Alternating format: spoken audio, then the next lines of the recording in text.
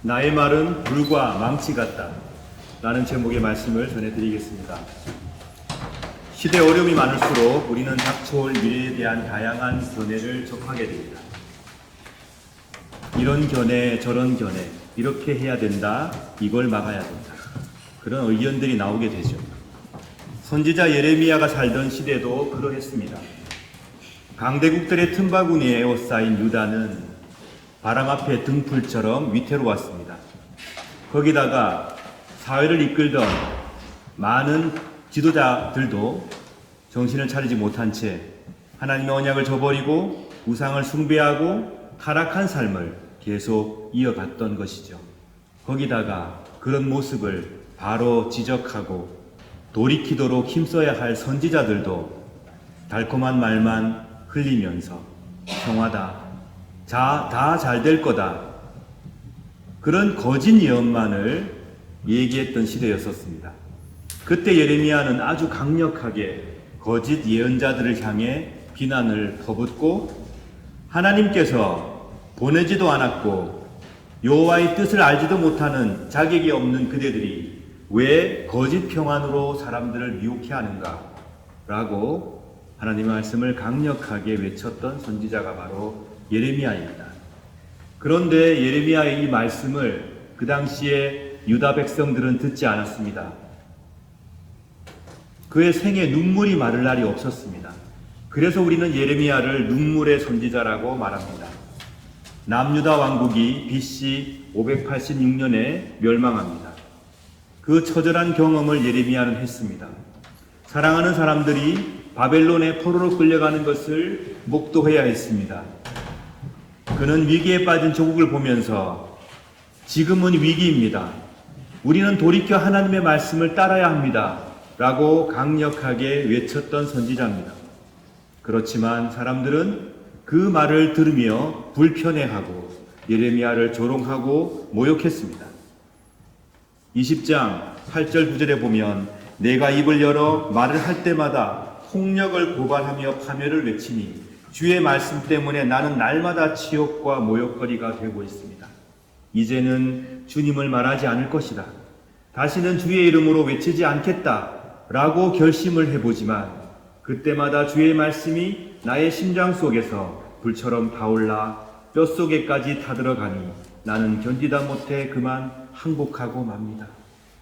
아무리 하나님 말씀을 열심히 전하고 모든 것을 각오하고 주의 말씀을 증거했지만 사람들은 그를 놀리고 치욕을 주었습니다.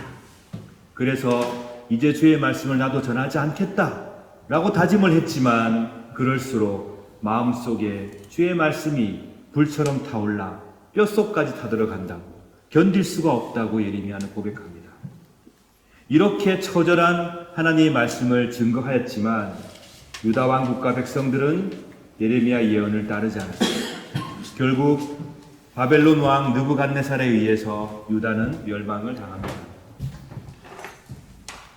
위기가 닥치고 어려움이 찾아오면 우리는 질문을 하죠. 오기 전에는 좀 덜 심각하게 묻습니다. 하지만 그것을 처절하게 경험하고 난 다음에는 왜 이런 위기가 닥쳤나? 왜 우리는 이런 일들을 막지 못했나? 왜 아무도 이 일에 대해서 우리에게 경고해 주지 않았나?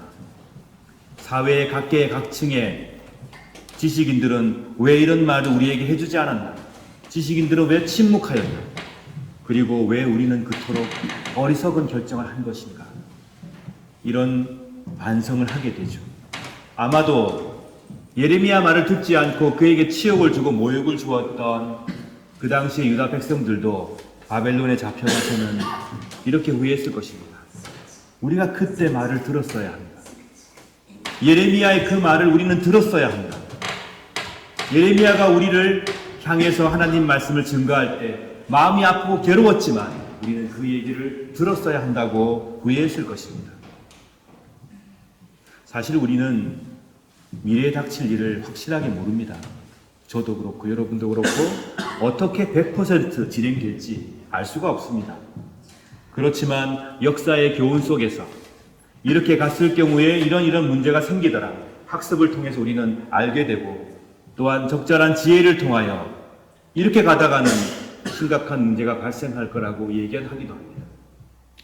그래서 항상 우리는 질문해야 합니다. 과연 우리는 희망찬 미래를 열고 있는 사람들인가? 우리의 믿음은 하나님께서 여시는 희망찬 미래를 향해 있는가? 아니면 미래에 닥치고 있는 어려움을 인지도 못한 채 현실을 힘들게 살고 있는가? 아니면 분명히 문제가 있고 아픔이 있음에도 불구하고 그것을 모른 채 하고 평화다, 위로다 그렇게 외치고 있는 사람들은 아닌가?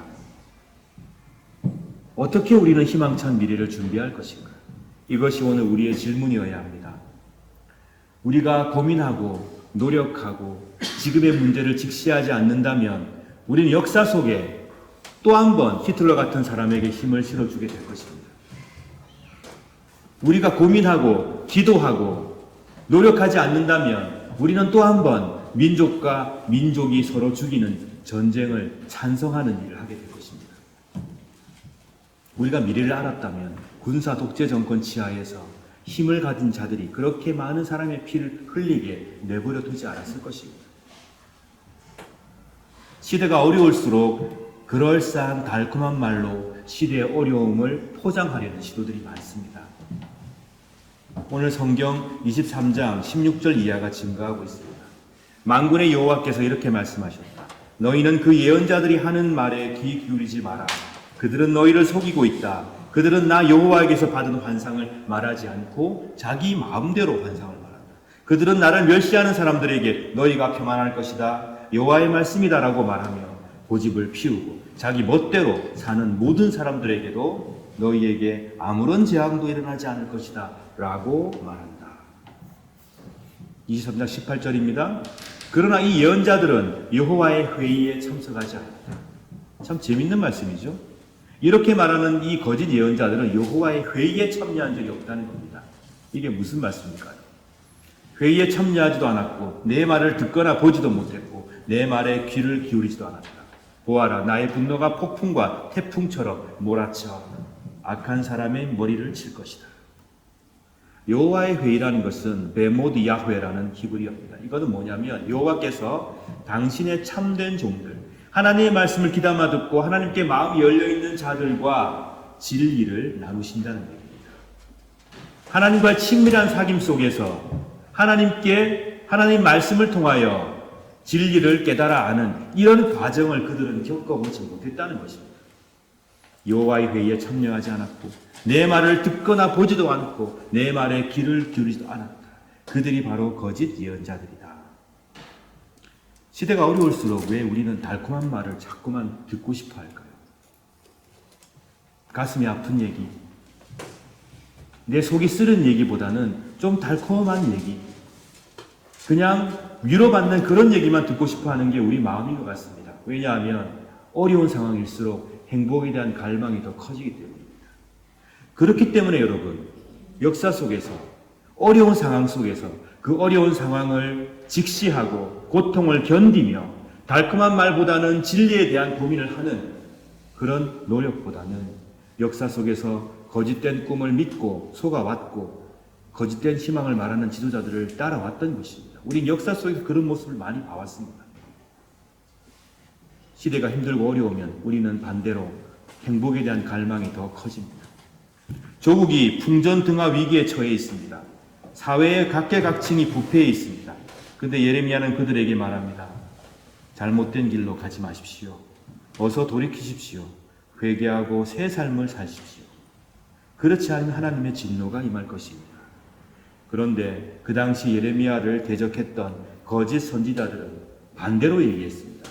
오늘 성경 말씀을 보게 되면 뒤에 나온 28장에 거짓 선지자 하나냐라고 하는 선지자에 대한 얘기가 나옵니다. 예레미야는 지금 깨닫고 있지 못하는 백성들을 위해서 목에 방울을 달고 다녔습니다. 그런데 하나냐가 그 방울을 끊어버립니다. 그리고는 뭐라고 했냐면, 너는 지금 하나님께서 돌이키라고 얘기하고 하나님께서 징벌하신다고 말하지만 내가 이 목의 멍에를 내가 끊었지 2년 안에 바벨론을 하나님께서 멸망시킬 것이다 라고 하나냐가 얘기를 하거든요. 근거 없는 얘기였습니다. 백성들이 자신의 삶을 돌아보고 자신의 죄악을 돌이키게 만들려고 예레미야가 그런 일을 했는데 오히려 하나냐는 그럴 필요 없다. 내가 말하지만 하나님께서 바벨론을 멸망시킬 것이다. 우리는 돌이킬 필요가 없다. 그 얘기를 했던 것이죠. 근거 없는 거짓 꿈과 희망, 백성들이 좋아하는 대로 말하면서 하나님을 갖다 붙이는 거짓 위로, 거짓 선지자의 덕목 중에 매우 중요한 덕목들이죠. 그리고는 지금 예레미야가 목에 걸고 있는 방울을 끊어버리는 것처럼 자신의 힘을 이용해서 반대자를 무력으로 탄압하는 모습, 전형적인 거짓 선지자들의 모습입니다. 그렇지만 예레미야 예언이 이루어집니다. 하나냐는 얼마 뒤에 죽음을 당합니다. 지금 얘기 핵심은 예레미야가 맞췄구나, 하나냐가 틀렸구나 이런 얘기가 아닙니다. 예레미야가 어째서 하나님의 선지자인가? 하나님의 선지자인 예레미야가 어째서 하나님께서 사랑하시는 선지자였는가? 우리는 거기에 대한 관심을 가져야 한다는 것이죠. 예레미야는 진리에 대해서 관심을 가졌습니다. 아프지만 그것이 사실이고 진실이라면 그것을 말하고 그것을 위해서 노력했던 것이죠. 진리를 위한 고난을 마다하지 않았습니다. 예수 그리스도께서도 마태복음 7장 15절 16절 말씀에서 양의 탈을 쓰고 있는 늑대 같은 잘못된 예언자들을 경계하라고 말씀하셨습니다. 그리고는 참된 메시아로서, 참된 하나님의 아들로서 하나님의 말씀을 참되게 증거하시며 잃어버린 자들을 다시 구원으로 인도하셨습니다. 사도 바울 또한 마찬가지입니다. 자기의 서신에서 거짓 말씀에 대한, 거짓 증거에 대한 경고를 하고 있습니다. 이스라엘은 예레미야가 뼈아픈 얘기를 할 때 들었어야 합니다. 그 얘기를 듣고 스스로 돌이키며 하나님 말씀 앞에서 자신을 돌아보았어야 합니다. 거짓 선지자들의 평화다, 행복이다, 아무 문제 없다 라는 얘기를 듣는 것이 아니라 뼈를 깎는 고통을 감수하고서라도 하나님 말씀을 들었어야 하는 것입니다. 하나님께서 23절에 말씀하셨습니다. 나는 가까운 곳에 계신 하나님만 아니고 먼 곳에 계신 하나님이다. 나 여호와의 말이다. 우리 가까이에 친근하게 우리를 돌보시지만 멀리 서서 모든 것을 감찰하시는 분이라는 얘기입니다. 하나님을 업신여겨서는 안 됩니다. 하나님의 말씀을 가벼이 여겨서는 안 됩니다. 우리는 하나님을 두려움으로 경외해야 합니다. 하나님의 말씀은 불이요 바위를 부수는 망치입니다. 오늘 성경 말씀 29절에 나오죠. 하나님의 말씀은 불이다. 바위를 부수는 망치다. 우리의 잘못을, 우리의 죄악을 태워버린 불같은 하나님의 말씀. 우리의 교만을 바위처럼 부숴버리는 그런 망치. 그것이 바로 하나님 말씀이란 얘기입니다.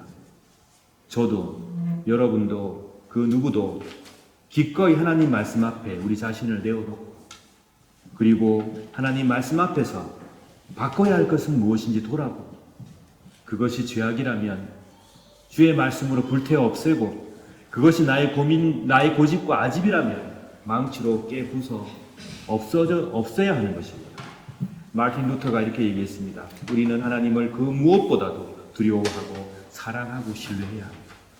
우리는 하나님을 그 무엇보다도 두려워하고 그 무엇보다도 사랑하고 그 무엇보다도 신뢰해야 합니다. 근데 우리는 하나님보다 더 두려운 게 있습니다. 인간관계가 잘못될까봐 더 두렵습니다. 경제적으로 내가 좀 더 어려워질까봐 더 두려워합니다. 내가 가지고 있는 이 즐겁과 편안한 것이 사라질까봐 더 두려워합니다. 하나님을 가장 사랑해야 하는데 우리는 더 사랑하는 것이 있습니다. 돈이 더 좋습니다. 성공이 더 좋습니다. 사람들과의 관계가 훨씬 좋습니다. 내가 지금 누리고 있는 복과 편안함이 훨씬 좋습니다. 하나님을 가장 신뢰해야 되는데 우리는 더 신뢰하는 게 있습니다. 내 능력을 더 믿고 있습니다. 내가 쌓아온 경력을 더 믿고 있습니다. 마틴 루터는 말합니다. 우리는 하나님을 그 무엇보다도 두려워하고 그 무엇보다도 사랑하고 그 무엇보다도 신뢰해야 한다. 이렇게 하신다면 하나님께서 우리의 믿음과 사랑에 대해서 당신의 은총과 자비로 답을 주실 것입니다. 예레미야가 지금 강력하게 경고했지 않습니까? 23장에서. 그런데 29장 가서는 이런 말씀을 하십니다. 너희를 위해 세운 나의 계획을 내가 알고 있으니 내가 너희에게 재앙이 아닌 희망이 넘치는 미래를 주려 한다. 너희가 내 이름을 부르고 내게 와서 기도하면 내가 너희의 기도를 들어주겠다. 너희가 온전한 마음으로 나를 찾고 찾으면 나를 만날 것이다. 내가 너희를 만나주겠다. 나 여호와의 말이다. 그리고 내가 너희를 포로 상태에서 풀어주겠다. 너희를 쫓아보낸 모든 세상의 나라에서 너희를 모아 다시 이곳으로 데려오겠다. 나 여호와의 말이다. 사랑하는 여러분, 하나님은 자비로우신 분이 틀림없습니다. 그러나 하나님은 또한 정의로우신 분이십니다. 마틴 루터의 말처럼 하나님을 그 무엇보다도 두려워하고 무엇보다도 사랑하고 무엇보다도 신뢰하시기 바랍니다. 하나님의 말씀이 나의 죄악과 불의를 태워버리게 그 앞에 겸손하시기 바랍니다.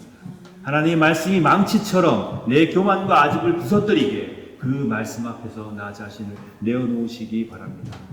그리하시면 하나님께서 우리의 믿음과 사랑에 대해 당신의 큰 은총과 큰 자비로 답하실 것입니다. 거짓된 꿈이 아니라 하나님의 사랑 안에서 하나님의 말씀 안에서 참된 꿈을 꾸시고 거짓된 희망이 아니라 그리스도의 능력 안에서 참된 희망을 가지시는 또한 누리시는 복된 여러분 되시기를 진심으로 축원합니다. 이 시간 다 함께 기도하겠습니다. 기도하실 때에 우리는 늘 개혁을 얘기를 할 때 그 개혁의 대상에 자신을 놓지 않습니다. 다른 사람들을 세웁니다. 개혁의 대상에 교회를 세웁니다. 사회 구조만을 말합니다. 그러나 먼저 하나님 말씀 앞에서 내가 타야 될 부분은 없는지, 깨져야 될 부분은 없는지 돌아보시길 바랍니다. 그리고 하나님께 겸손히 아뢰시옵시오. 그리하시면 하나님께서 여러분에게 자비와 은총을 주실 것입니다. 주위에 고통당하는 자들, 남모르는 아픔으로 괴로워하는 자들에게 위로가 임할 수 있도록 기도하여 주시기 바랍니다. 그리고 대한민국과 오스트리아와 전 세계 평화를 위하여 기도하여 주시기 바랍니다. 우리 교회를 위해서 늘 봉사와 헌신 아끼지 아니하시는 모든 성도님들에게 여러분 기도와 또 그들의 평화를 위해서 빌어주시기를 바랍니다. 우리 교회의 청소년들 그리고 아이들, 청년들을 위해서 기도하여 주시기 바랍니다. 하나님께서 이들을 통하여 큰 역사를 이루어 가시길 기도하여 주십시오. 다 함께 묵상의 기도 드리겠습니다.